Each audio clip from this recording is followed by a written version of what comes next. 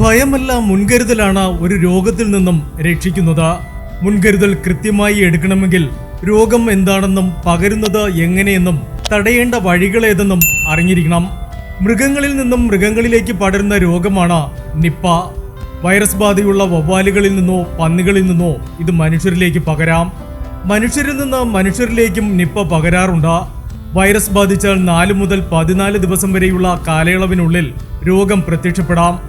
സാധാരണ ഇൻഫ്ലുവൻസ പനി പോലെയാണ് ഇതിന്റെ തുടക്കം. മലേഷ്യയിലാണ് 1998 ആദ്യമായി നിപ്പ റിപ്പോർട്ട് ചെയ്തത്. എൽ നിനോ എന്ന പ്രതിഭാസത്തിൽ കാടുകൾ ഉണങ്ങിയപ്പോൾ കാട്ടുവവ്വാലുകൾ കൂട്ടത്തോടെ ജനവാസ മേഖലയിലേക്ക് ചേക്കേറി. വവ്വാലുകളിൽ നിന്ന് വനപ്രദേശത്തോട് ചേർന്നുള്ള ഫാമുകളിലെ പന്നികൾക്ക് രോഗം പകർന്നു.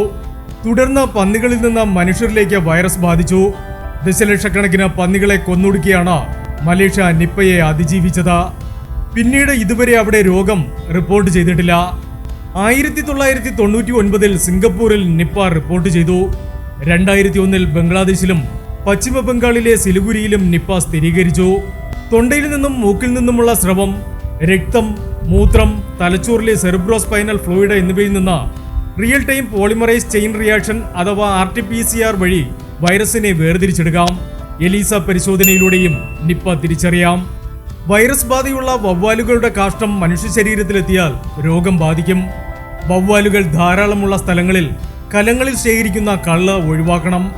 വവ്വാലുകൾ കഴിച്ച ചാമ്പക്ക, പേരയ്ക്ക, മാമ്പഴം തുടങ്ങിയവ ഒഴിവാക്കുക. വീട്ടുമുറ്റത്തും പറമ്പിലും വീണുകിടക്കുന്ന പഴങ്ങളെടുക്കുമ്പോൾ ശ്രദ്ധ വേണം. വവ്വാൽ കഴിച്ച പഴങ്ങളിൽ അതിന്റെ പാടുണ്ടാകും. അങ്ങനെയുള്ള പഴങ്ങളെടുത്താൽ നമ്മുടെ കൈകളിലേക്ക് വൈറസ് പകരും. വവ്വാൽ കടിച്ചെന്ന് സംശയിക്കുന്ന പഴങ്ങൾ കഴിക്കരുത്.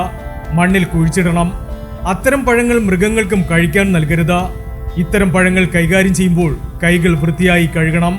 എന്നാൽ വിപണിയിൽ ലഭിക്കുന്നത് ഉൾപ്പെടെ മറ്റു പഴങ്ങൾ കഴിക്കുന്നത് കൊണ്ട് കുഴപ്പമില്ല.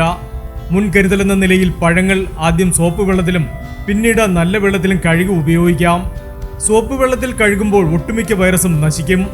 രോഗം സ്ഥിരീകരിച്ചാൽ രോഗിയുമായുള്ള സമ്പർക്കത്തിനു ശേഷം കൈകൾ സോപ്പും വെള്ളവും ഉപയോഗിച്ച് നന്നായി കഴുകുക.